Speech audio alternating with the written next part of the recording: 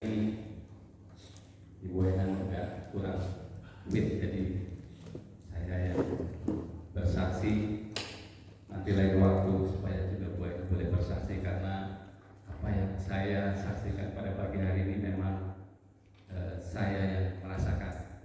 Nanti Bu Enan punya kesaksian yang dahsyat sendiri gitu ya. Saya akan bacakan satu ayat firman Tuhan di Filipi 1 ayat 29. Filipi 1 ayat yang ke-29. Sebab kepada kamu dikaruniakan bukan saja untuk percaya kepada Kristus, melainkan juga untuk menderita untuk Dia. Bapak Ibu yang dikasih dalam Tuhan, ayat ini adalah ayat yang meneguhkan saya. Waktu itu saya memutuskan menerima Kristus secara sungguh-sungguh dan mau dibaptis. Karena sebetulnya saya dari Bani Kedar, jadi saya bekerja di satu perusahaan di bidang alat berat. Jadi kalau mau alat berat boleh cerita ke saya. Jadi saya jadi balap alat berat cukup selama saya di situ.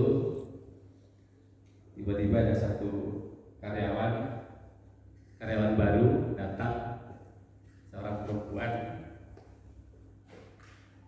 dan dia duduk langsung jadi direktur keuangan. Jadi saya kaget juga ya, karyawan baru tadi dari direktur keuangan, tapi itu anak bos saya. Jadi sudah namanya juga anak bos saya, jadi saya terima gitu ya. Jadi singkat cerita, kami mulai berhubungan di dalam pekerjaan karena saya kebetulan bagian operasional. Di banyak yang saya diskusikan dengan karyawan yang baru ini. Ya. Jadi memang banyak perbedaan karena karyawan baru ini di luar. Jadi banyak yang rada nggak ngerti sistem Indonesia. Ya kerjanya lempeng aja. Padahal kalau kita di Indonesia cincai lah gitu ya. Jadi banyak diskusi. Dan kayak karyawan itu adalah Ibu Ena. Adalah bos saya. Jadi kami banyak berdiskusi dan saya melihat pekerjaannya memang cukup sibuk, tapi saya ada heran waktu itu, kok ini orang kok udah jam 6 atau jam 5 waktunya pulang belum pulang. Bisa tanya, ngapain kamu nonton? Bikin renungan. Renungan apa? Renungan harian Yosua. Nah, saya masih muslim, saya nggak ngerti apa harian Yosua. Di renungan harian Yosua. Jadi Bu Aina ini editor sama penulis. Jadi kalau akhir bulan dia kayak terus kerja supaya akan dicetak, karena setiap bulan akan diedarkan. Saya berpikir begini, ini orang rajinnya luar biasa ya. Terus Kristen, saya merasa bahwa ini mesti diislamkan. Karena kasihan loh, ini orang udah rajin banget, masuk neraka ini. Kan itu iman yang saya dapatnya itu. Jadi orang-orang di luar saya pasti akan masuk neraka. Jadi saya mulai diskusi, pertanyaan saya begini awal, kan kalau mati kemana maksudnya? Dia bilang ke surga. Wih, sombong sekali orang itu kan? Emang kamu kemana? Saya insya Allah saya ke surga. Insya Allah apa artinya? Mudah-mudahan. Nanti belum pasti. Ya pasti, tapi belum pasti. Tergantung Tuhan, saya bilang gitu kan. Kalau orang Kristen pasti ke surga. Kamu lihat ya, kalau orang meninggal kembali ke rumah Bapa di surga. Wah ya juga ya, kalau orang Kristen meninggal kembali ke rumah Bapa di surga. Kok yakin banget orang ini. Diskusi berjalan cukup panjang, berbulan-bulan, ya kadang-kadang berantem juga. Karena saya juga kepengen dia masuk ke saya. Jadi waktu itu dia nanya begini, junjungan kamu sekarang di mana? Saya bilang pasti dari surga dong. Ini kan orang yang dipakai Tuhan, pasti dari surga. ayatnya nggak ada ayatnya. Saya tanya lagi, Isa ada di mana? Dibilang di surga. Jelas ada ayatnya. Waktu dia naik ke surga, disaksikan rame-rame. Nanti juga akan datang kedua kali. Saya bilang, saya kepepet di Bapak Ibu ya. Saya kepepet. Tapi kan saya mau apa? Menahan argumen saya. Saya nggak boleh kalah. Saya bilang begini. Intinya, saya ketemukan kamu orang yang mantan Kristen jadi pendeta. Dari mantan Kristen dari Islam ya. Dan pertemukan saya juga orang yang Muslim jadi pendeta. Oke, terima tantangan. Rupanya saya minta duluan. Waktu itu saya diketemukan satu pendeta yang menurut keterangan ada di pesantren, masih muda, tapi pertemuan itu kurang menarik buat saya, kurang gigit. Jadi saya enggak. Langsung ketemu lagi satu mantan artis, ya mantan artis kalau nggak salah Junedi Salat ya, Junedi Salat. Itu kalau yang orang tua-tua tahu tuh topan anak jalanan, mantan artis itu diketemukan di situ. Orangnya terlalu lembut, baik. Nggak masuk sama saya, nggak masuk. Dalam satu lagi kalau satu gagal nanti nggak bagian saya.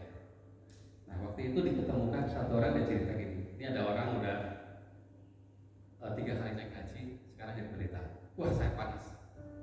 Jadi saya membara, saya akan ketemu orang ini, namanya pendeta Malsani.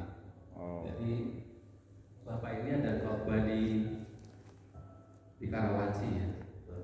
Saya tanya ini di gereja? Iya di gereja. Saya nggak mau kalau di gereja. Saya haram masuk ke gereja. Saya nyentuh Alkitab ya, saya najis. Jadi bilang bukan gereja, tapi ruko saya. Oh kalau ruko sama.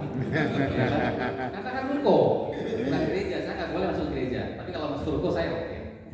Jadi saya masuk sana, saya kayak ikut ibadah. Jadi saya petang-petang di belakang itu. Karena saya mau nanya sebenarnya orang ini, kenapa sudah 3 kali haji jadi pendeta?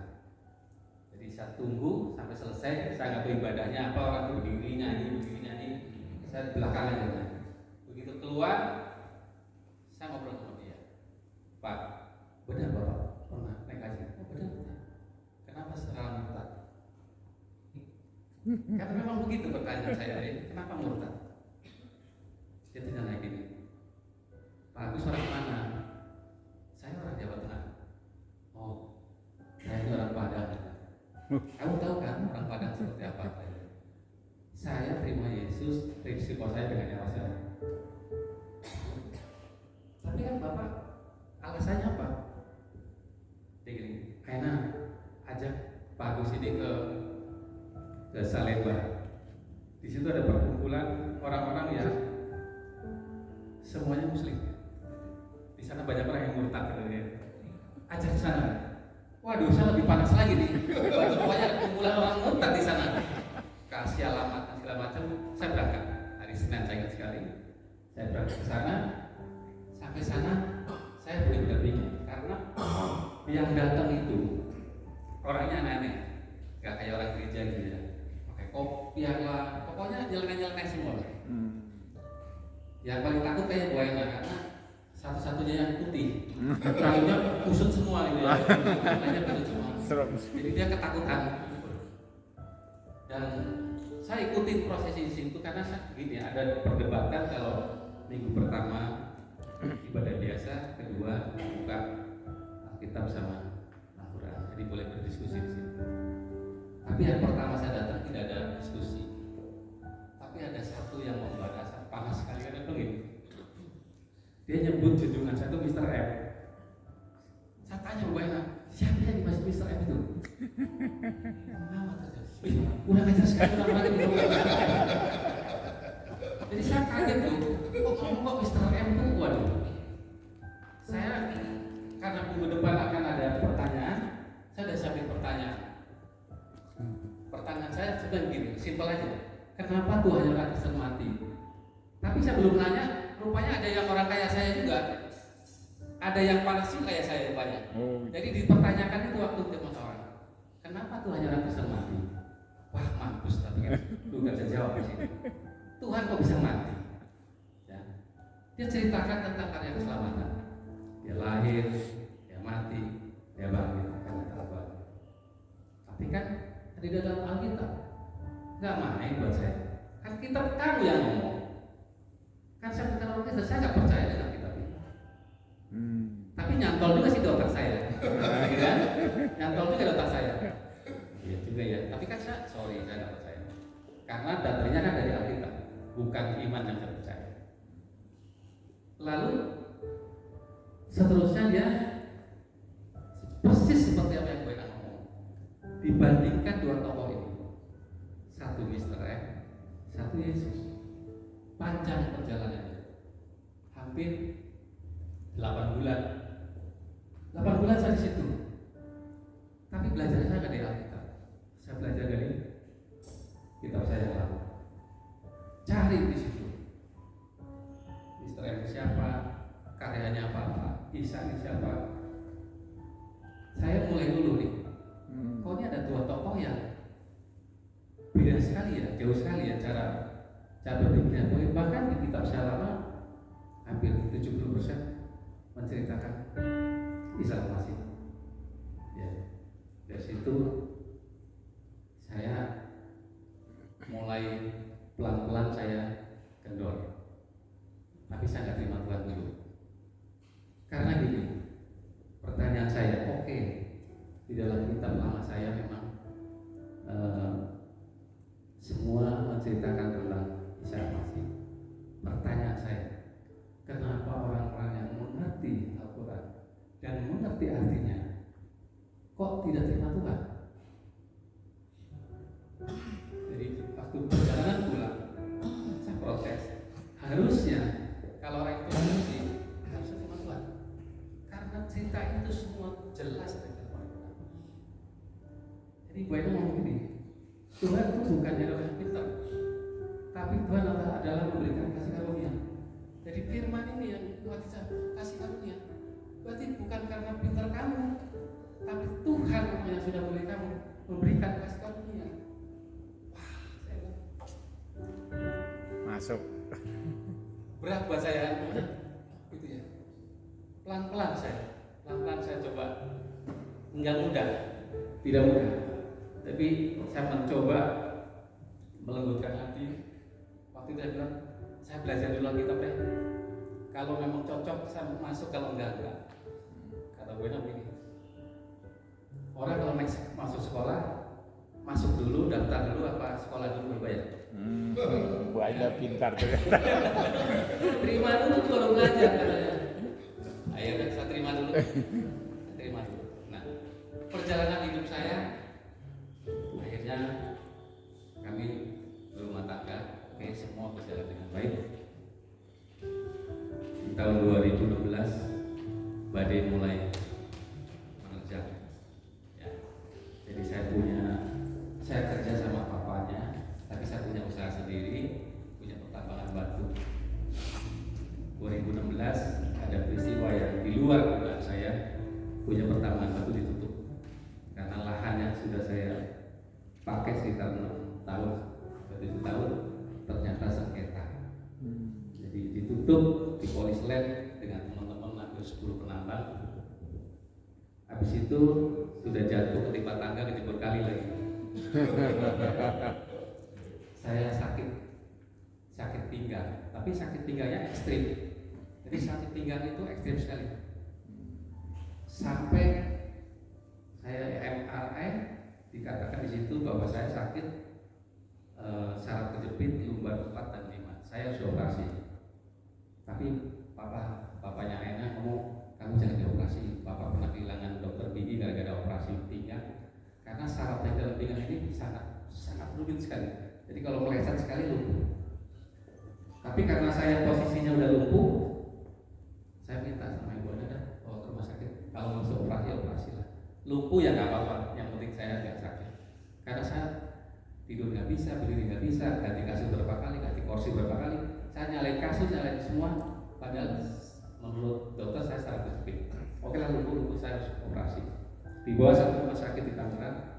Rumah sakit ini udah matang, ya kayak operasi, tapi tidak ada ruangan karena waktu itu ada musim demam berdarah. Jadi rumah sakit penuh, saya di-refer lagi ke rumah sakit Eka Hospital yang ada di BSD, dan di situ hasil MRI yang sudah hampir 9 bulan, di situ dibilang ini di MRI ulang kontras supaya ketahuan dari mana, karena rada ekstrim, nggak wajar kalau saraf kejepit sampai kayak begini sakitnya. Nah, jadi saya masuk ke ruangan MRI itu 1 jam lebih saya selesai, saya masuk ke kamar, tapi istri saya nggak masuk, cuma kokohnya aja yang ada di atas sama adik. Saya bilang, kenapa kok udah lama banget lagi konsultasi sama dokter? Sebenarnya bisa curiga ya, kenapa kok saya sakit, kok hampir berjam-jam nggak naik ke atas ke ruangan saya di selesai itu ya. Sore jam 5 tiba-tiba dia datang, buaya datang dengan rombongan para pendeta, bapak tua, teman-teman pelayanan datang semua, tapi mukanya tegang semua. Kan ini teman-teman semua, nggak ada yang satu senyum, semua tegang. Terus saya lihat buaya sembah nih, habis nangis dia, wah ini ada yang nggak beres nih. Udah kita berdoa deh, ngelilingin saya. Gak sampai lama mereka pulang. Kok tumben dia nggak ngobrol sama saya? Ini kan orang teman-teman saya semua, muka tegang semua. Saya nanya sama istri, kenapa saya sakitnya? Gawat ya? Iya gawat. Besok aja lah. Jadi ya udah, karena dia nggak bisa ngomong, ya besok lah. Jadi besoknya dijelasin bahwa saya itu kena, menurut dokter ada indikasi besar kanker kelenjar kentang. Jadi nggak ada slide ya? Ada slide kemarin? Nggak ada ya? Ada fotonya. Jadi waktu dikatakan kanker saya nggak bingung. Kata dokter saraf kejepit kenapa tiba-tiba kanker ya? Terus kenapa masih saya? Saya kan orang baik-baik aja menurut saya gitu ya. Saya kan orang baik-baik aja. Udah terima Tuhan lagi, terus pelayanan lagi, saya ikut misi apa itu, saya ikutin Ibu Aina khotbah mana-mana, santri kan saya pelayanan, kalau nyupir kan pelayanan juga. Jadi menurut saya apa yang saya lakukan udah baik lah gitu ya, sudah sesuai lah gitu. Tapi Tuhan punya rencana lain buat saya. Jadi waktu Ibu Aina ini, kamu siap nggak untuk berperang? Saya siap. Tapi pun kalaupun meleset, saya juga siap. Kalau bisa harus saya balik, kan saya ingat pulang ke rumah Bapak di surga. Ya? Jadi saya tahu siapa yang jemput saya. Saya bilang, saya nggak takut, karena saya tahu siapa yang jemput saya. Jadi oke, kalau itu kita sepakat ya, kita minta karunia itu. Jadi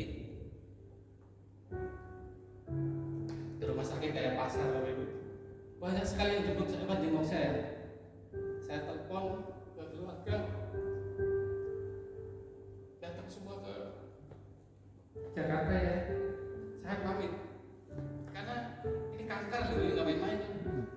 Kali aja saya nggak ketemu mereka lagi gitu. Datang semua, saya akan dibawa ke Jawa Tengah, dibawa balik, karena dianggapnya saya mungkin kewalat atau gimana ya. Karena kan keluarga saya masih muslim. Gara-gara lu murtad sih jadi saya akan dibawa pulang ke Jawa Tengah, dibawa orang pintar.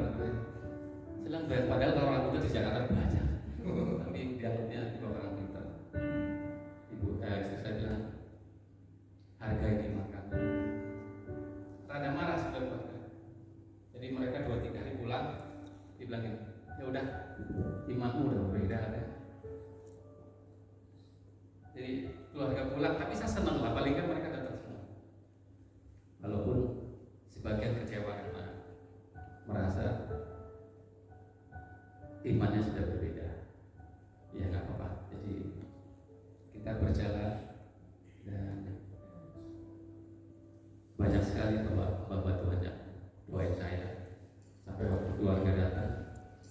Dia lihat bagaimana teman-teman pelayanan datang. Dia bilang begini, ini orang sakit apa hajatan sih? Oh yang datang banyak banget, gak bisa jam 11 malam dan berhari ginjal sini, lagi ginjal sini.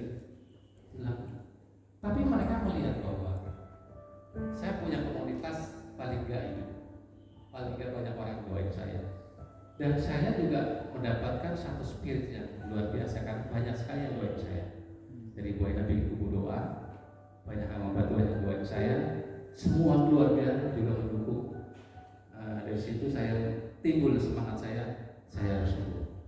Nah, di rumah sakit ini 10 hari karena rumahnya tidak ada pengobatan lanjut, saya dilipat ke Jakarta.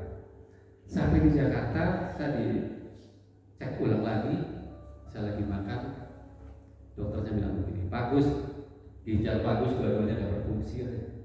Besok kalau operasi, kenapa ginjal ya? Saya tanya istri saya, ini saya sakit kanker apa sakit ginjal sebetulnya?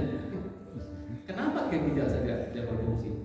Ternyata ginjal saya ini, yang kanan ini sudah kegencet sama kanker, yang kiri sudah keruh. Jadi waktu di operasi, ginjal saya yang kanan tidak berfungsi kegencet, tapi yang kiri masih bisa selamat karena dipasang selang baru.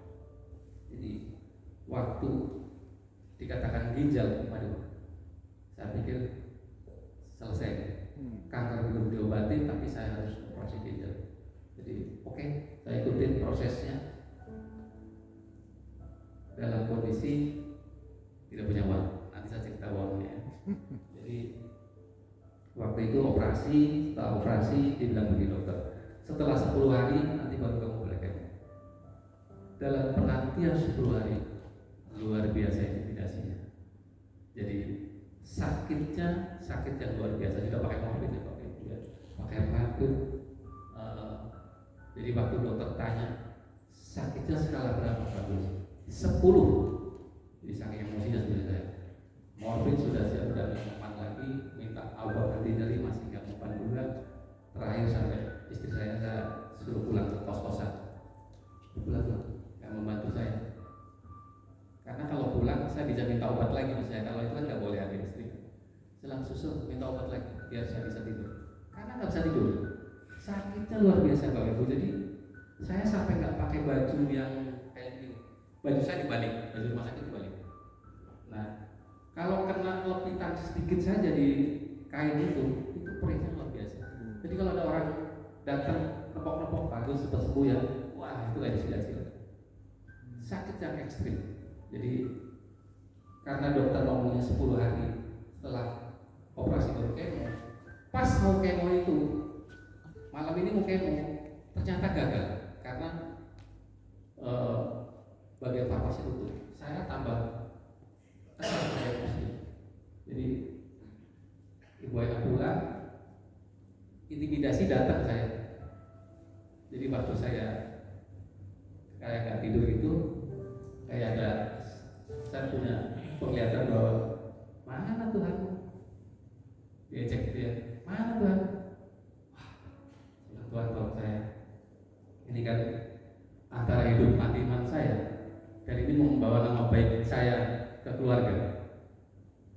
Tolong Tuhan, tolong saya. Dan benar juga tuh waktu begitu malam, saya merasakan ada satu sosok yang ngurusin spray saya. Jadi malam itu saya tidur nyenyak. Pagi-pagi saya cerita dengan Ibu Ena, bilang tadi malam saya kayak merasakan ada sosok yang ngurusin spray saya. Jadi malam itu saya tidur nyenyak karena spray saya gak ada ngelempit. Tapi saya merasakan itu. Jadi kayak diberesin, saya tidur nyenyak. Nah, terus dia ngomong begini, ini semua adalah rancangan Tuhan. Kalau tadi malam tidak bisa kemo, berarti kamu mau dapat ini satu privilege. Tuhan akan menunjukkan bahwa Tuhan tolong kamu kok. Dan itu saya rasakan. Bener loh, tadi malam ada satu sosok yang ngurusin saya. Nah pagi-pagi itu gue doain alat-alat kemo dengan suatu berupa gitu ya. Iya bang, bakar ambil modus supaya sel-sel semua kebakar. Di kemo, setelah kemo 3 jam kemo pertama, begitu siang dokter tanya saya lagi, bagus skala sakitnya berapa? Saya bilang kira-kira 4. Jadi dari yang tadi malam 10, siang itu 4. Sore dokter tanya lagi, sakitnya skala berapa? Saya langsung pegang pinggang saya, dok, kayaknya saya udah gak sakit. Jadi sekali ya habis 1 bulan sakit itu, habis 1 tahun sakit itu hilang. Itu mujizat yang luar biasa buat saya. Terus gue kan nanya, dok boleh berdiri nggak? Karena 1 bulan saya terbaring di rumah sakit, jadi nggak bisa bangun. Kenapa ibu mau pulang? Katanya. Hah, mau pulang? Emang boleh pulang? Boleh. Katanya kalau memang nanti Agus belajar jalan, sudah bisa jalan, boleh pulang, boleh bisa jalan. Tapi yang lebih dahsyat, 5 hari sebelumnya ada hamba Tuhan yang datang bernubuat. Hamba Tuhan ini datang, pendeta sama pengusaha batubara. Pengusaha batubara ini lagi berapi-api. Yang doain saya bukan pendetanya, tapi pengusahanya batubara. Ya. Dan mereka ngomong gini ke saya, 5 hari setelah ini Pak Agus pulang, kita amin. Padahal dalam kondisi saya masih lumpuh, tapi persis saya 5 hari saya pulang ke rumah. Wow. Itu luar biasa ya. Jadi proses kemo selesai, saya pulang ke rumah. Tapi karena kita tidak punya pengertian tentang kanker, begitu kemo pertama, mulut saya pecah semua. Jadi sariawan 10. Kita nggak tahu sih ngapain. Seminggu kemudian ke dokter, marah dokternya kita. Kenapa sudah begini dijamin aja?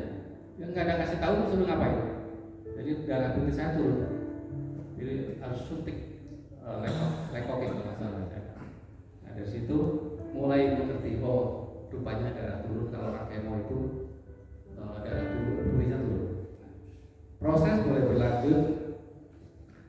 Waktu mau kemo keempat, Ibu Aina kasih tahu gini, kamu nanti setelah kemo keempat kamu clear, sembuh dari kanker. Wah saya amin. Ibu Aina tulis di Facebook, dulu ada ada Facebook. Jadi pas mau kemo keempat tulis menyambut mujizat. Teman-teman Bu Aina yang ngedenger itu berarti memahami ini kayaknya Ibu Aina ada stres nih. Udah nggak mau terima kenyataan. Jadi banyak hamba Tuhan yang kasih penghiburan ke Ibu Aina bahwa ini ada plan A, ada plan B loh. Kalau sembuh puji Tuhan, tapi kalau nggak sembuh kamu sudah terima. Itu yang dikatakan teman-teman hamba Tuhan ke Ibu Aina. Tapi Ibu Aina bilang enggak, Tuhan bilang sembuh. Jadi, banyak orang-orang yang waktu itu merasa bahwa ini nggak bisa terima kenyataan. Ya. Dan ada 1 orang khusus datang waktu saya mau kemo keempat. Bola balik modalnya nungguin saya malam, cuma ngomong itu kalau sampai ada plan kedua kamu bisa terima. Masih dikatakan juga enggak, dia harus sembuh karena Tuhan harus mau sembuh.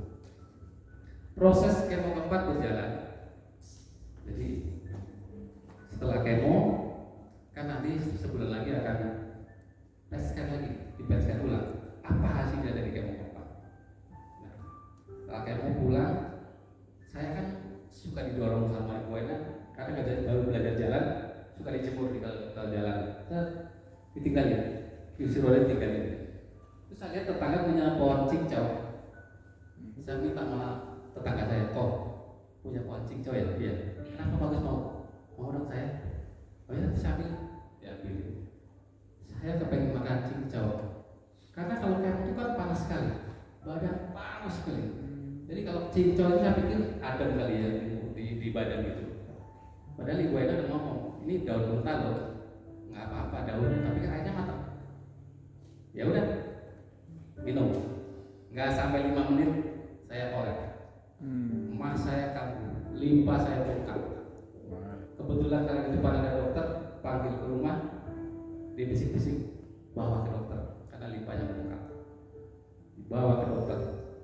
Kalau nggak salah di situ pas Lebaran juga ada dokter wakilnya yang saya tangani.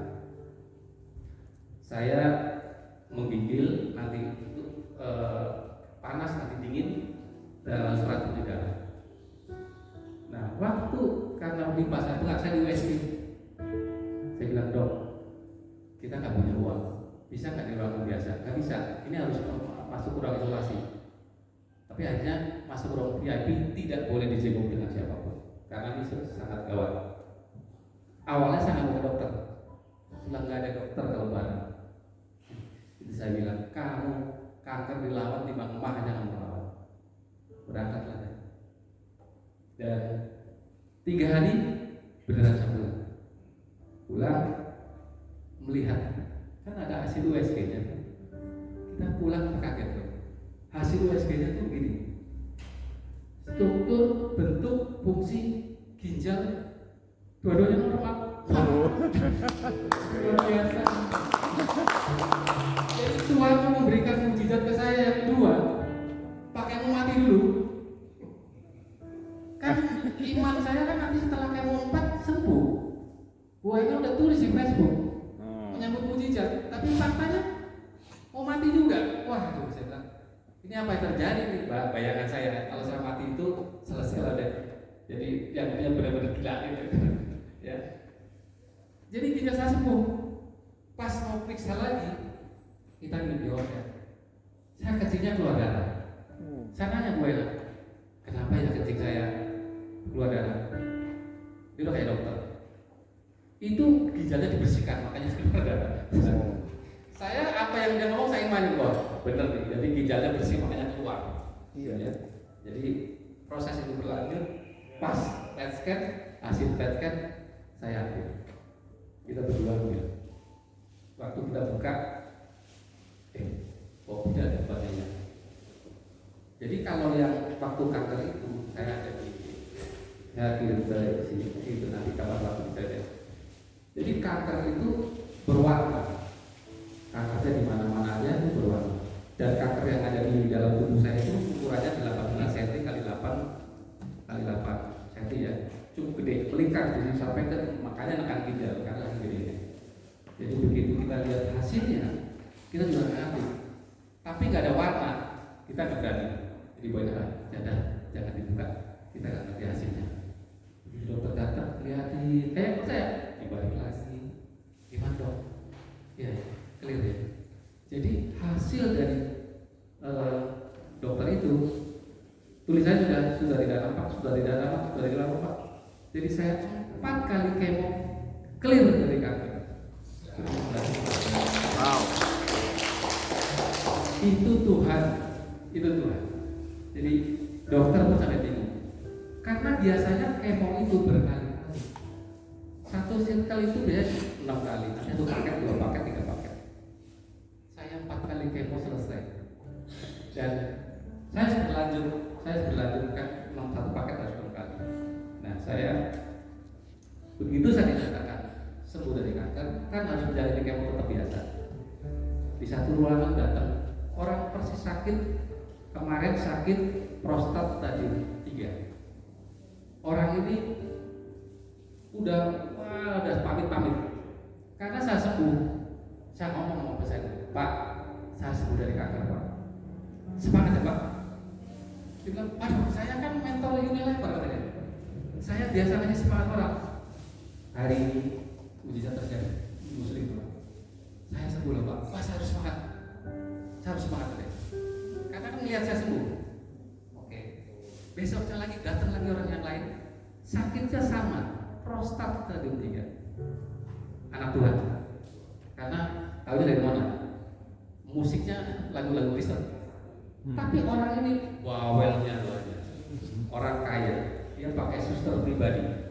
Nanti begono begitu, marah-marah terus.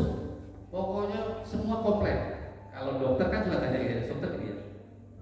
Kalau suster baru, Pak, minum obatnya apa ya? Jangan bolak-balik tanya dulu. Kan teman kamu kemarin udah ada, jadi sampai kayak begitu. Marah-marah terus. Kami datang juga berdua. Pak, bagus semua di suami saya. Saya sebuah Pak, semangat Pak. Ya. Ini orang percaya. Berapa bulan kemudian, saya ketemu lagi sama yang pertama. Sudah pakai kursi roda, sudah makan di restoran.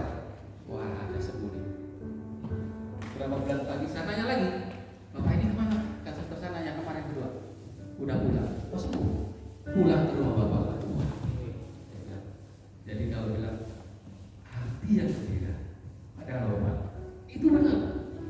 Karena rupanya obat yang dicerna oleh tubuh kita, kalau hati kita gembira, itu terserap dengan baik. Tapi walaupun obat sebaik apapun, kalau kita nggak bisa terima, obat itu nolak. Itu benar-benar di depan mata kita. Ya, boleh.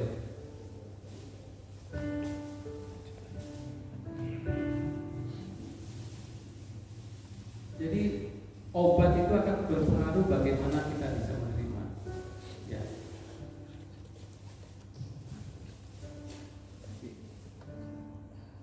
Ini ada foto yang kanker ya.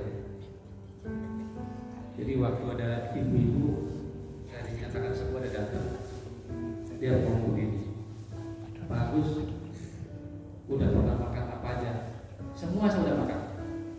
Begini ya, kan sudah pernah makan semua. Makan dikurangi, kaki 4 jangan makan. Tapi begitu ibu pulang, saya berpikir begini, kok ada orang ibu yang kankernya bolak-balik juga, bolak-balik operasi, kok nyempetin ke saya gitu loh, ngomong ke saya, nguatin saya. Saya berpikir, apa saya harus seperti dia ya? Kalau sudah sembuh, apa saya jadi bantuan? Saya kan nggak ngerti teologi ya, saya mesti harus bersaksi atau gimana.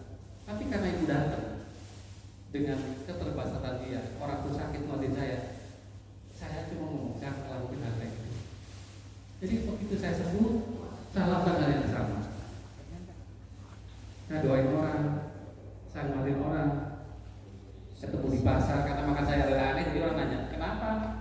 Saya disembuh dari kanker. Oh, saudara saya kanker. Minta alamatnya.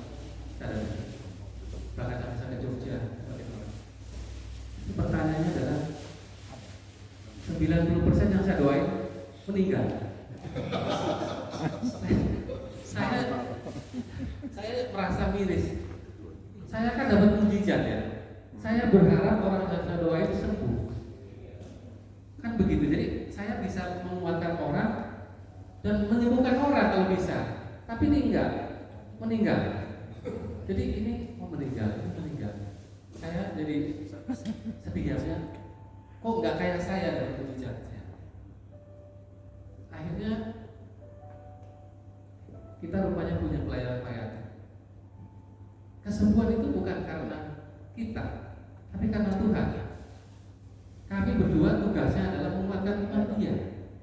Malah sembuh nggak sembuh bukan urusan saya, tapi urusan Tuhan. Jadi ada satu orang yang sudah melayani, sudah jadi pendeta, sakit kanker prostat, pankreas, marah sama Tuhan. Sudah pelayanan, jadi tulang punggung, sakit kanker. Sudah ke Singapura, sudah berobat segala macam, sakit kanker.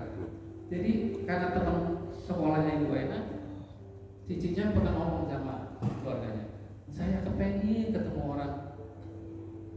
orang yang pernah sakit kanker, datang ke sini. Dia punya blog. Saya datang ke sana. Dalam kondisi orang itu sudah pakai apa itu, tetapi marah karena merasa sudah melayani tapi kenapa kanker. Saya bersaksi di situ. Sudah. Wah, dia semangat. Ikut nyanyi, padahal dalam kondisi itu. Dan semua keluarga happy karena mereka bisa terima. Karena paling susah itu kan yang kalau nggak bisa terima. Apalagi kalau ngomong kanker. Jadi anggapnya orang-orang ada orang yang menganggap kalau sakit kanker itu sakit yang tertutup. Jadi saya melayani satu orang langganan dan punya restoran langganan. Saya dengar dia sakit kanker. Nggak mau ditengok orang. Kenapa mau ditengok? Kepahitan sama gereja. Punya kok atasnya dipakai ibadah, dia kena kanker. Ngomongnya apa? Kamu ada yang perlu diberesin. Hidup kamu karena nggak beres, makanya kasih kanker. Diusir tuh gereja sama pendeta-pendetanya. Jadi bukannya ngedoain, malah dianggapnya orang ini bermasalah, punya masa lalu yang nggak beres, diberes dulu. Terkutuk tuh. Sadis banget ada batunya begitu. Akhirnya diusir, gerejanya itu benar-benar diusir dari gedung. Nggak mau ketemu orang. Tapi karena saya ada di YouTube, saya kata siapa yang upload waktu itu, dia cerita ini loh ada orang sakit kanker ada di situ. Dia lihat, ini saya kenal katanya. Ini yang punya restoran dulu, langganan saya. Saya ngomong, saya boleh datang nggak? Kalau yang ini boleh. Jadi saya datang. Waduh, saya cerita segala macam. Saya bilang kenapa sih nggak mau ketemu orang? Karena kanker nih, ya dia cerita kepahitan dia kepada Pak Presiden. Jadi di sini sama Tuhan hati-hati ya, kalau orang sakit kanker bukan karena tertutup. Karena kata dokter pun dokter nggak tahu karena apa. Makan belum tentu juga, turunan belum tentu juga. Jadi sudahlah, kalau sakit kanker ya memang sudah sakit. Esther jatahnya kan belum bisa. Jadi banyak orang-orang yang kena kanker itu merasa dirinya itu nggak pede karena sakit itu sakit yang kayak tidak baik. Jadi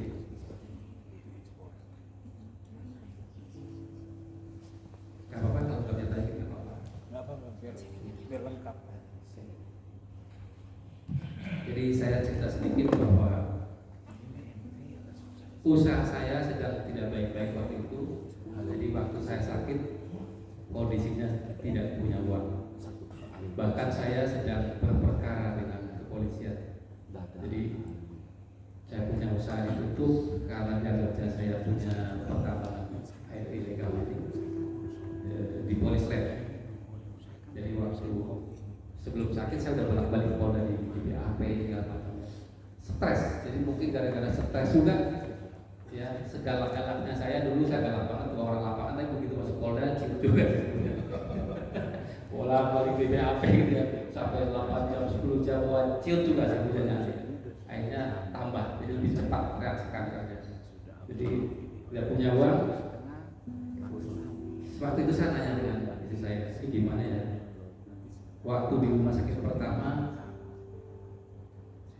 di SK Hospital itu 100 juta habis. Sedangkan tabungan saya segitunya. Perkara saya belum selesai di Polda, perlu uang banyak. Ya karena kita pakai pengacara segala macam, ya. Perlu uang banyak. Gue katakan begini, kamu nggak usah pikirin uang, karena gini, kalau terserah perang, jangan lihat donasinya, lihat aja musuhnya mana, fokus sama itu. Saya sih ya juga. Nah ini Bapak Ibu. Yang merah ini Sebentar Pak, tak setik. yang merah ini kankernya nih Bapak Ibu. Yang warna merah. Jadi waktu mau dimasukin ke PET scan itu kita disuntik gula. Jadi kanker itu makan gula. Begitu difoto karena sudah disuntik gula keluar ini. Yang merah-merah itu semua kanker. Makanya 16 kali 8. Semua sampai ke panggul di sini. Nah, yang hitam itu kankernya sering gede. Yang bawah itu yang hitam sebesar itu, ya. Itu kanker. Nah, terus yang berikutnya, nah ini Bapak Ibu, mujizat yang Tuhan kasih. Yang kalau yang atas itu kan kepalanya, yang bawah ini perut. Jadi foto ini yang tadi yang merah Bapak Ibu ya, semua putih semua, clear semua. Wow. Ya, jadi ini sudah tidak nampak, sudah tidak nampak, sudah tidak nampak, sudah tidak nampak, sudah tidak nampak. Itu mujizat yang luar biasa. Tepuk tangan buat Tuhan kita. Haleluya. Jadi waktu saya ngurusin duit karena nggak punya uang, kenapa nggak pakai asuransi? Kenapa nggak pakai BPJS? BPJS sekarang lain dengan yang dulu. Karena kalau yang dulu, kalau saya orang Tangerang tidak boleh berobat ke Jakarta. Tapi dalam kondisi saya darurat, saya berobat ke Jakarta. Dari Jakarta, saya coba urus BPJS. Dalam kondisi saya di mobil nungguin, tetap aja ditolak. Jadi saya mau dan kita jual apa yang saya punya buat pengobatan. Saya tawarkan barang yang saya ada sisa-sisa itu ya, sisa-sisa. Nawar-nawar ke orang, gak ada nawar, jangan nawar, tanya aja enggak. Terus bagaimana pengobatan selanjutnya? Kita berserah sama Tuhan. kita nggak pernah ngasih tahu orang kalau kita punya uang. Karena kan saya pengusaha, apalagi muka buahnya bukan orang susah. Mana percaya kalau kita nggak punya uang? Tapi kan itu faktanya, memang nggak punya uang dan nggak pernah cerita, nggak pernah ngasih tahu nomor orang. Tapi Tuhan gerakin orang begitu banyak. Ada satu pengusaha batu juga ya, ada tuan, dia datang ke rumah sakit. Pak, bisa perlu uang berapa? Saya bilang saya malah tahu biaya ini berapa banyak. Saya kirim 200 juta dulu ya. Pak, bayarnya apa? Saya punya usaha batu. Jangan dipikirin. Bayar pakai sembuh katanya.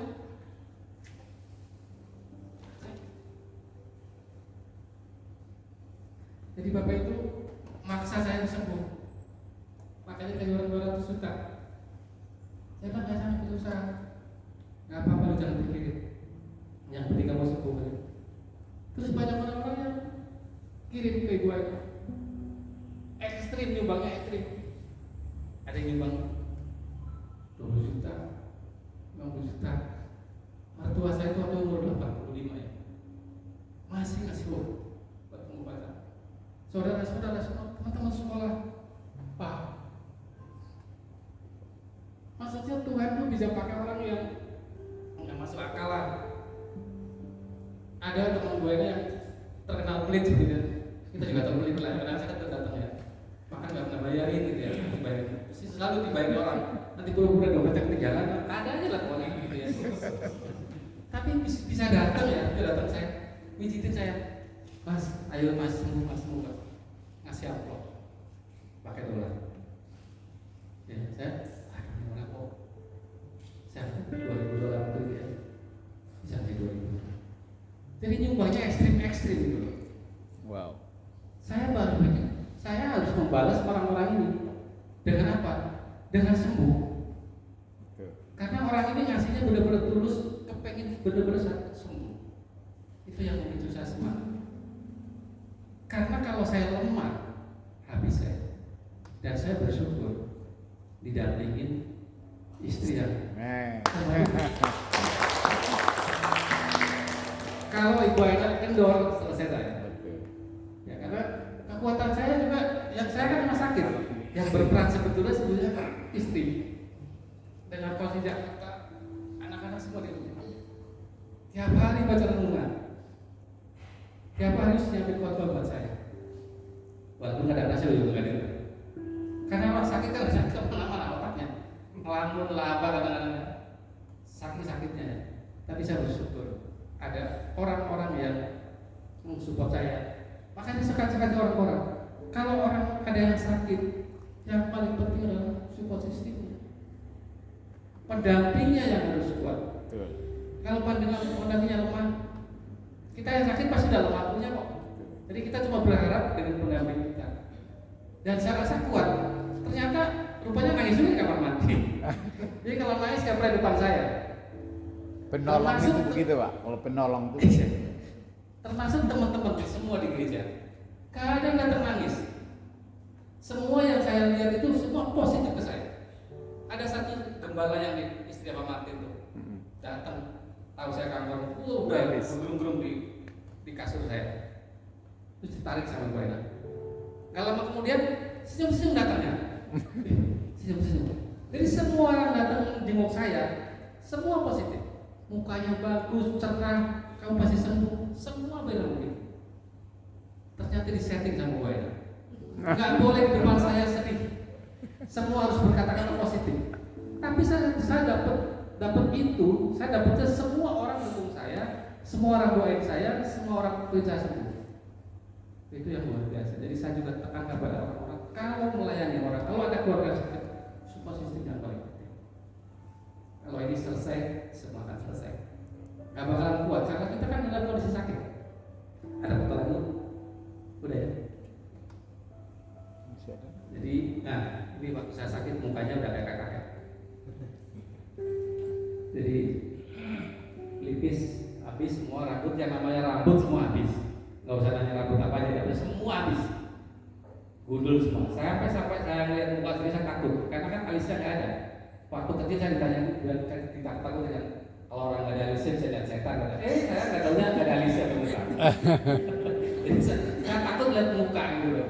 Kok jadi muda sekarang ya?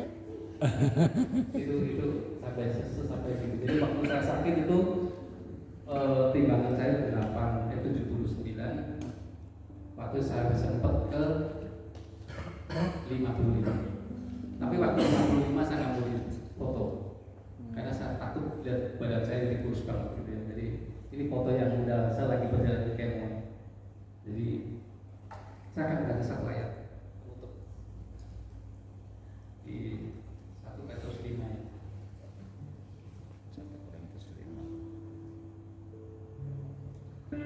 1 Petrus 5 ayat 10 dan 11. Dan Allah sumber segala kasih karunia yang telah memanggil kamu dalam Kristus kepada kemuliaan-Nya yang kekal akan melengkapi, meneguhkan, menguatkan dan menguatkan kamu sesudah kamu menderita seketika lamanya. Ialah yang punya kuasa sampai selama-lamanya. Amin. Bapak Ibu, waktu proses saya di kepolisian, waktu itu sudah sembuh dari kanker, tiba-tiba kepolisian telepon saya, Pak, apa kasusnya lanjut ya? Nah, lanjut. Karena waktu saya sakit, saya nggak di BAP. Jadi saya nggak tahu di BAP yang lain yang mana, tapi waktu itu saya nggak di BAP. Jadi waktu ditelepon, saya bilang sama istri, kalau udah telepon aja, kenapa? Kasusnya lanjut. Dia nanya, kamu takut nggak? Saya nggak takut. Kalau saya lawan, kan polisi takut sebenarnya. Jadi ibu aja bilang begini, itu Tuhan yang putus katanya. Nah, kok Tuhan yang putus, kok polisi? Berarti kan saya mau masuk penjara kan? Jadi waktu itu akhirnya saya kasus dilanjutin, orang Polda satu datang ke rumah, saya harus menjadi saksi teman-teman yang lain, tapi kasus saya sendiri juga di BAP. Nah, waktu di BAP orang itu gelisah, komandan itu gelisah. Dan dia kaget lihat saya. Dikiranya saya seperti koruptor. Begitu dinyatakan mau jadi tersangka, saya sakit. Kan pasti polisi punya bayangan begitu loh. Wah, ini mau jadi tersangka. Karena teman-teman sebagai sudah tersangka. Tinggal saya beberapa orang yang belum.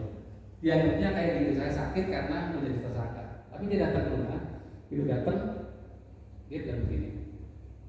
Saya minta semua surat-surat dari rekam medis.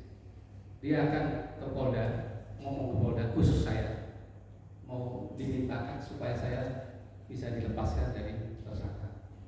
Gitu. Kebetulan, ini bukan kebetulan dan Tuhan tuh kiriman luar biasa. Bisanya tuh komandannya itu orang dari Jawa Tengah, orang Kebumen. Jadi mereka terbebani karena satu daerah. Jadi dia minta mau surat-suratnya akan fotokopi, mau ada ke Polda. Besoknya datang lagi satu rombongan dari Polda, saya harus tanda tangan BAP. Waktu tanda tangan BAP kan difoto, di share di internet. Rupanya di grup Poldanya dikirim. Dalam kemudian dikirim sus. Telepon. Pak, aku sakit ya? Iya Pak. Aduh, saya minta maaf ya. Saya nggak tahu kalau pakai sakit. Terus proyek tutup ya Pak? Kan Bapak yang tutup. Pak, ini proyek jalan lagi ya. Anggap aja saya bantu pengobatan. Kan nggak masuk akal ini. Saya sedang berperkara dengan kepolisian, tapi bisa ada polisi minta proyek saya jalan. Saya usul dengan Pipro saya, bilang Pipro saya, adik saya, kamu berangkat ke lokasi proyek jalan. Adik saya nggak mau. Kamu mau dijebak sama polisi gitu. Saya bilang dijebak apanya? Saya udah dalam kondisi sakit, polisi sudah ke rumah tahu keadaan saya, tapi dia tetap nggak mau. Tanpa Pipro jalan. Tapi handphone saya matiin. Karena 10 penambang kan telepon saya. Yang lain masih polisi lain semua. Tapi saya bisa jalan. Saya matiin telepon, saya ngebayangkan ke telepon. Pasti orang akan tanya, kenapa yang satu bisa jalan, yang lain tetap tutup. Berjalan. Jadi sekitar 2 bulan. Ganti orang baru, dia telepon lagi, Pak, tutup dulu ya, karena orang baru. Oh siap. Dalam akses jalan itu. Batu saya dibeli sama orang yang ngasih saya uang 200 juta itu. Nah, jadi mereka memang sakit batu itu ya.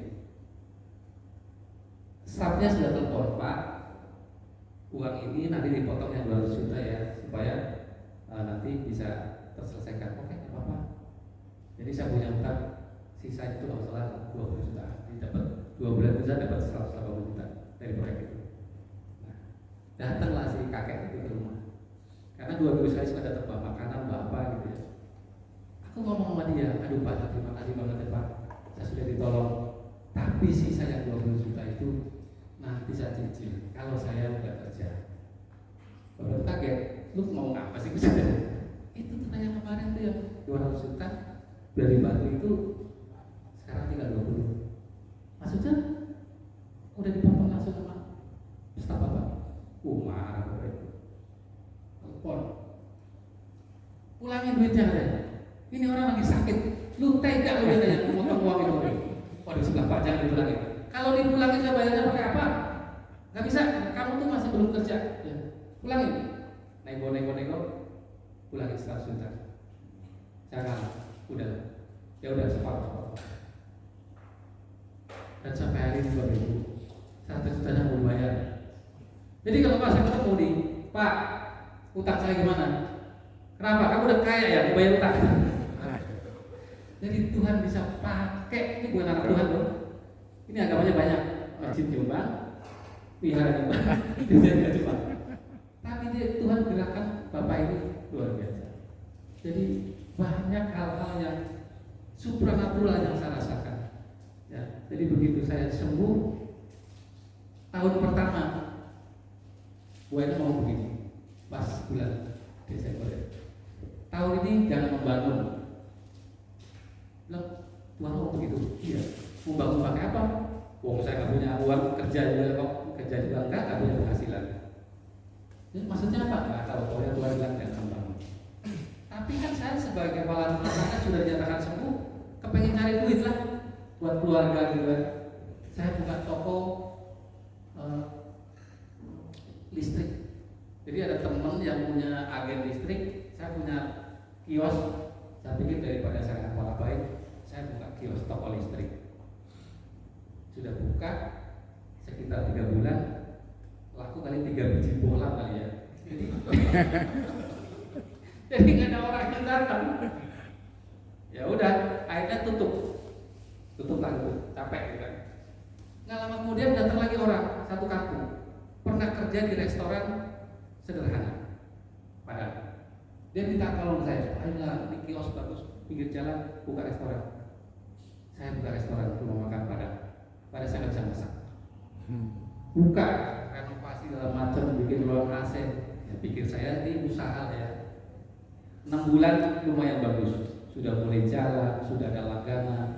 Karena saya seberang-seberangan dengan sekolah pilot dan lain sebagainya. Jadi udah mulai punya kontak, Pak tolong nyari AC ya, ruangan AC saya mau kan. Jadi banyak anak-anak pendidikan pilot itu. Tiba-tiba tukang masaknya kabur dua-duanya lagi. Waduh, saya bilang. Terpaksa saya tutup. Pelang saya copotin. Padahal sudah terima catering. Jadi kalau saya baru nanti begini, jangan membangun rumahnya ini, nggak bisa nggak boleh apa-apain. Saya 1 tahun itu bisa keliling-keliling untuk kesaksian, sampai ke Toraja, sampai ke Pontianak, sampai ke Boyolali. Tapi dalam kondisi yang nggak punya duit. Pernah sekali mau Natal di Startup Pontianak, jadi masuk ke dalam pedalaman. Beberapa gereja dikumpulin, gue enak khotbah, saya bersaksi. Sudah masuk di Facebook, Natal bersama. Saya udah lihat Facebooknya, waduh mau Natal. Kita punya nama di Papang di situ. Setiap tikungan sudah dipantus-pantus. Saya masih basos di Boyolali. Boyolali ditelepon sama panitia saya. Bu enak, kapan tiketnya? Terus jadwalnya jam berapa pesawat? Kami belum punya uang. Karena beli tiket nggak punya duit. Terus bilang nanti ya kita masih pelayanan di Boyolali gitu. Dengan gayanya kita nggak punya uang beli tiket. Terus saya bilang bisa gagal berangkat. Karena nggak punya uang, gue nggak mungkin buat keluarga kita. Betul. Tiba-tiba ada orang transfer gara-gara waktu saya buka mau restoran itu mau ngasih bunga. Dia bilang saya nggak mau atau ngasih apa, saya transfer aja kamu yang mau mobil peralatan apa, ngasih 5 juta.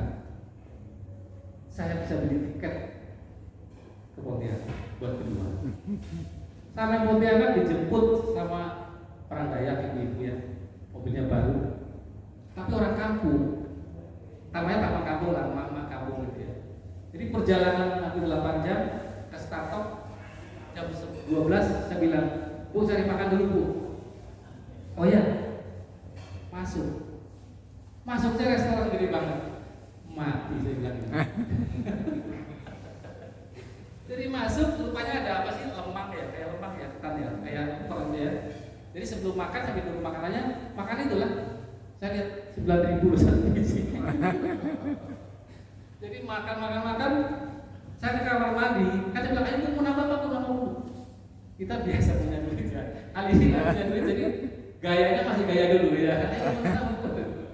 Di kamar mandi dia ngomong, uang kita terbatas sebenarnya, jadi nambah jangan uang kita nggak cukup, karena tiketnya kan tadi udah sekian kan, ya habis gimana ya, namanya dia orang kampung.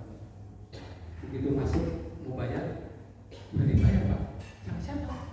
Sama ibu yang itu? Hah? Saya dibayar sama ibu. Ternyata begitu kita di mobil ini pengusaha. Kita nggak boleh lihat tampang orang ya. Ibu ini pengusaha. Jadi pengusaha karet, pengusaha sawit, dan dia sangat respect sekali sama Mbak Tuhan. Sampai dia itu nginep di Startup dan besoknya harus mampir ke rumah dia. Itu luar biasa. Saya malu kan melihat Tuhan udah cukupkan. Kadang-kadang kita khawatir ya, apa yang cukup di uang, padahal dia punya uang. Sampai saya nggak boleh keluar uang sepeser pun. Baru terakhir saya bilang, Bu, kali ini saya harus bayar. Oke, menyerah ya. Saya minta kemana dulu? Rumah makan Padang yang sederhana kecil. Karena tahu saya yang bayar, jadi dia saja milih yang pinggir jalan rumah makan yang kecil. Karena pas saya bayar, hari ini saya nggak bayar. Luar biasa Tuhan ya. Jadi sampai sebegitunya Tuhan, detil sekali. Betul. Ya. Waktu mau ke Toraja, tadi ada Pak Paulus kesaksian. Pak Paulus ikut mau berangkat. Pak, bulan depan kita ke Toraja. Saya ngomong, oh saya nggak. Karena nggak punya uang. Mau ke Toraja pakai apa? Gue bilang, jangan begitu. Selama ini Tuhan sudah cukupkan. Gak usah takut pasti akan jalan keluarnya. Tapi kan secara logika kan bisnis udah nggak ada, kerjaan udah nggak ada. Dari mana? Akhirnya oke, jalan. Begitu jalan, pas 2 minggu jalan. Saya punya alat berat, emang mau jual Pak. Yang lucunya, saya punya harga waktu itu 250 juta. Terus saya sembarangan ngomong sama orang, berapa Pak? 300 lah. Kok herannya tuh nggak ngawar orang itu, saya dekat malah. Ya udah oke, rapin aja Pak, besok kirim. Ini beneran ya beli. Kayak orang santai banget gitu ya. Dibeli harga 300 juta. Jadi saya bisa berangkat ke Toraja seminggu dengan uang luar biasa, luar biasa. Jadi semua perjalanan saya tercukupi. Karena kami berdua memang sudah ngomong dengan Tuhan. Kita tidak akan pernah minta PK. Ongkos pun saya harus bayar sendiri. Kenapa? Tuhan sudah berkatin saya di luar kok. Jadi dulu pelayanan kita nggak pernah terima. Jadi Bapak Ibu yang mengundang saya nggak takut PK. Aman. Jadi memang itu komitmen kami. Kami nggak pernah, karena kami diberkati luar biasa di dunia lain. Jadi bukan dunia lain, itu sekilar. Jadi luar biasa. Nah, waktu tahun 2019, istri saya rupanya ngedoain saya. Karena kan rumah makan gagal, tambang gagal, semua gagal semua. Izin sudah di tangan pun, ibu ayah saya nggak sejahtera. Sorry ya, proyek pemerintah pasti banyak libu-libunya, nggak sejahtera. Gak usah kamu ambil. Ya udah, akhirnya saya tidur, ibu ayah doain saya rupanya. Pagi-pagi ada telepon. Saya tanya, kamu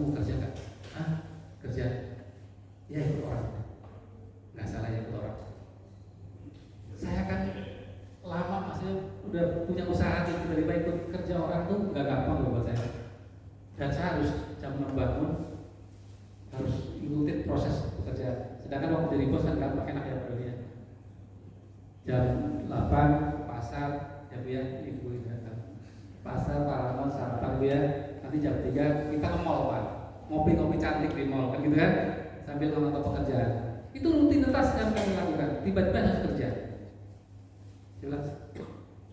Apa yang dari Tuhan? Saya juga bertanya, bagaimana dengan pelayanan kalau saya harus kerja? Akhirnya gue sepakat kita ke kantor aja, minta tanda dari Tuhan. Tandanya apa? Ya nggak tahu namanya tanda gitu. Ya udah. Berangkat sampai perusahaan ini, perusahaannya adalah perusahaan tambang batu dan alat berat, mirip dengan perusahaan saya. Ya, jadi waktu kita dalam perjalanan kita minta tanda dari Tuhan, tandanya apa kita nggak tahu.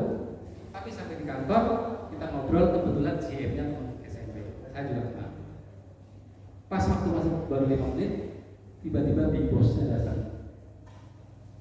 Big boss datang, waktu itu jam 2, hanya 5 menit, buka saya ke pintu, dia bilang gini, bagus bantu saya lah. Kami itu punya ilmu mirip-mirip kita, cocok kamu di sini, tolong bantu saya.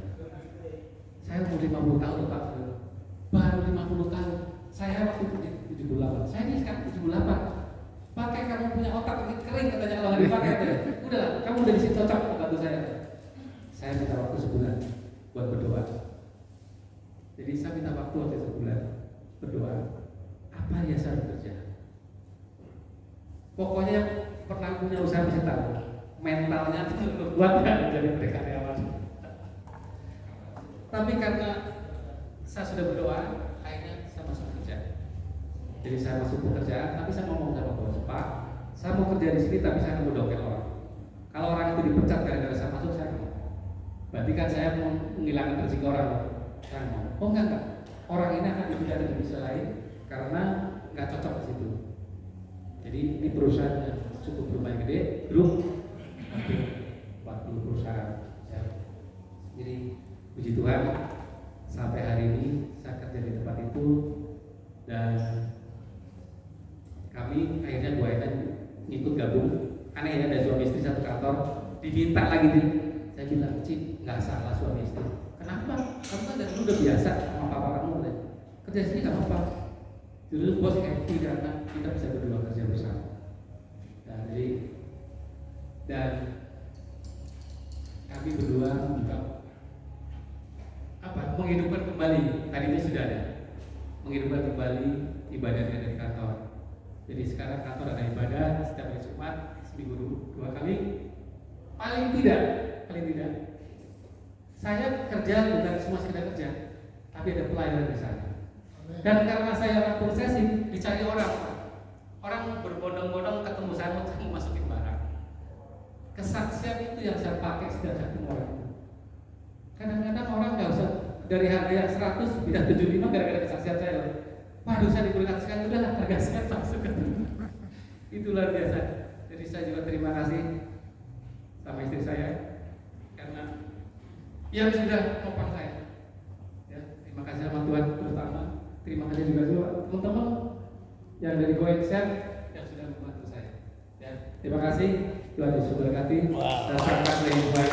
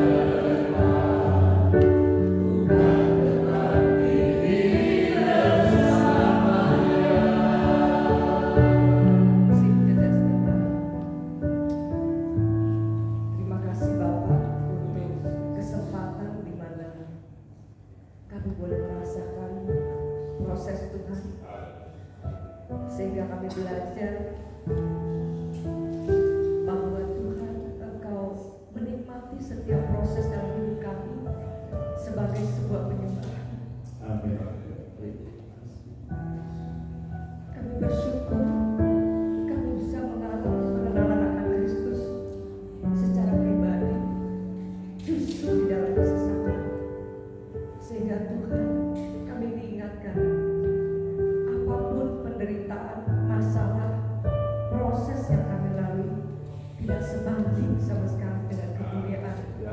yang sudah Tuhan Terima sediakan. kasih. Terima kasih Tuhan. Haleluya. Bahkan Kau membawa kami terbang lebih tinggi Terima kasih. di luar dari apa yang bisa kami pikirkan, Ya. yang tidak pernah kami bayangkan. Terima kasih Bapa. Sungguh kalau kami semua boleh ada melayani Tuhan, itu semata-mata karena kasih karunia dan kebaikan Tuhan. Setiap hari kami kenyang akan kebaikan. Engkau satu-satunya kekuatan dalam hidup kami. Kami mau akui, kami mau pegang teguh, karena pertolongan kami datang dari Tuhan yang menciptakan langit dan bumi, yang kasih setianya tidak pernah berkesudahan, yang rahmatnya selalu baru setiap pagi. Terima kasih Tuhan, kekuatan-Mu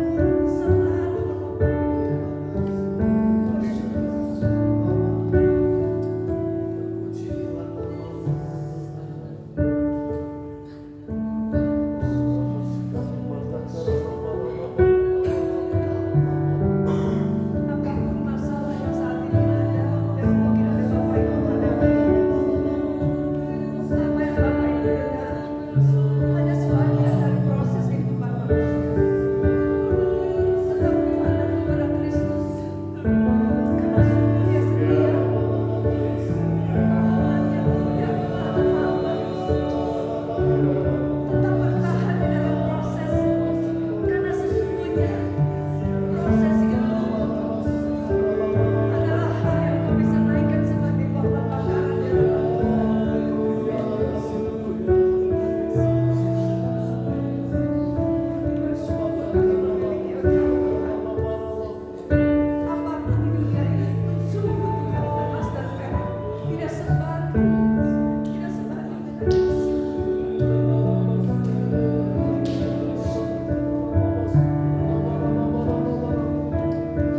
Katakan sekali, ada kekuatan Yesus, Engkau kekuatan kami semua. Engkau tak akan goyah kalau Tuhan yang jadi sandaran hidupmu. Dan janji Tuhan dia ada nabi. Dia akan menolong kita terbang jauh melampaui apa yang kita bisa bayangkan. Haleluya Yesus. Mari angkat jiwamu. Haleluya. Ini pengakuan kami Tuhan. Gak ada yang lain di dunia ini yang bisa menolong kami selain Engkau.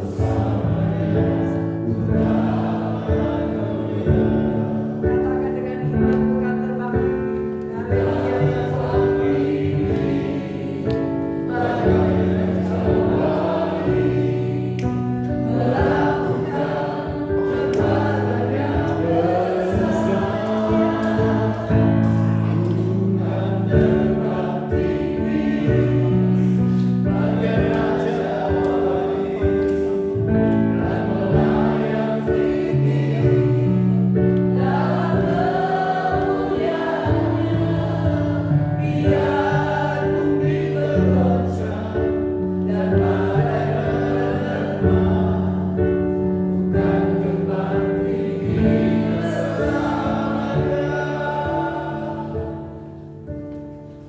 Bapak, kami bersyukur. Kami punya Tuhan yang hebat, kesaksian yang luar biasa akan menggugah iman kami. Betapa kami bangga punya Allah sedahsyat Engkau, bahwa kami terus dalam pengenalan nama Tuhan, sehingga hidup kami semakin serupa dan segambaran dengan Tuhan. Terima kasih untuk kesaksian yang luar biasa. Kami bersyukur di dalam nama Tuhan Yesus. Mari para Tuhan juga bantu.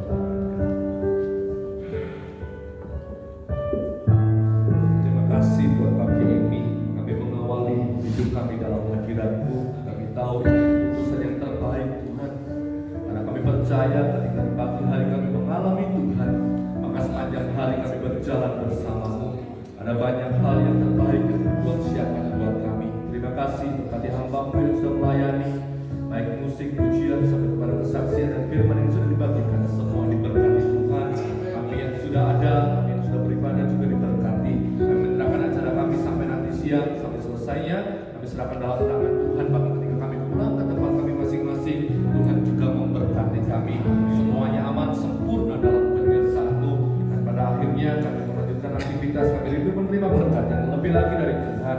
Kami mengangkat kedua tangan kami, mengangkat hati dan pikiran kami kepadamu. Kami siap menerima berkat di dalam nama Tuhan Yesus Kristus. Bapa berkati Tuhan, terimalah berkat yang melimpah dari Bapa surgawi, cinta kasih yang tidak pernah pudar dari Tuhan Yesus Kristus, dan persekutuan yang erat, yang intim, yang manis dengan Roh Kudus menyertai setiap kita mulai dari pagi ini sampai nanti malam, bahkan sampai selama-lamanya. Dalam nama Tuhan Yesus, Bapak yang sudah diberkati, sama-sama dengan saya katakan amin. Tuhan Yesus memberkati. Baik, ada pengumuman. Pagi ini kita tidak olahraga karena waktu kita terbatas, tapi olahraganya kita muter 2 kali lapangan ini, tempat ini. Bisa makan? Iya, langsung makan. Jadi putarnya begini, putarnya 2 kali langsung makan. Itu olahraga. Nah, jadi dipimpin barakel, bukan terbang tinggi sambil jalan. Ikuti ya. Naik.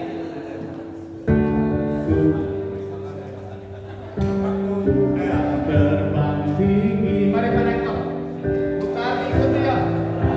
Ini olahraganya ini. Layang tinggi. 2 kali ya, ikuti ya. Ini olahraga kita. Putar 2 kali ini sambil makan. Olahraga. Dan badai ayo semua. Dan terbang tinggi bersama Dia. Ayo ikuti ya. Dan terbang tinggi 2 kali putarannya. Semuanya. Dan melayang tinggi tangannya dia dalam kemuliaannya. Semua biar bumi bergetar dan badai. Ayo semuanya. Bukan terbang tinggi bersama Dia. Ayo 2 kali. Bukan terbang tinggi. Bukan terbang tinggi. Bagai raja wali. Yes. Dan melayang tinggi dalam kemuliaannya. Biar bumi bergoncang dan badai menerbang. Bukan terbang tinggi bersama Dia. Sekali lagi ya. Bukan terbang tinggi bagai raja wali dan melayang tinggi.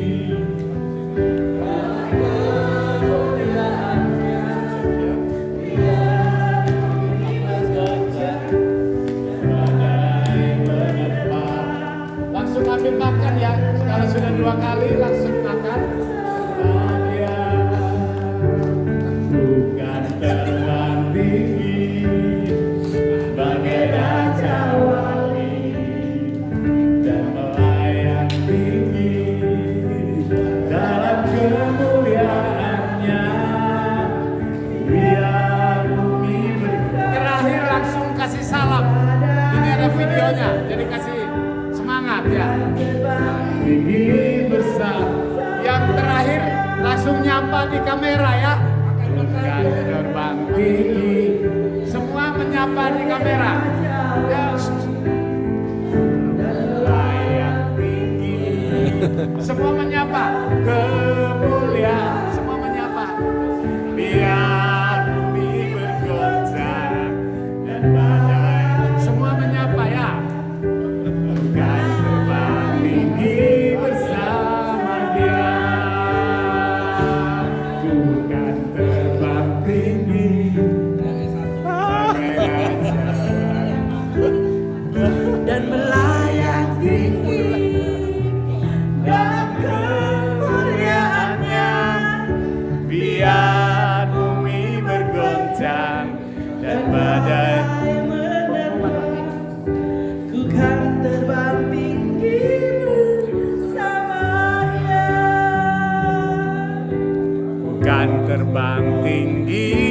besar.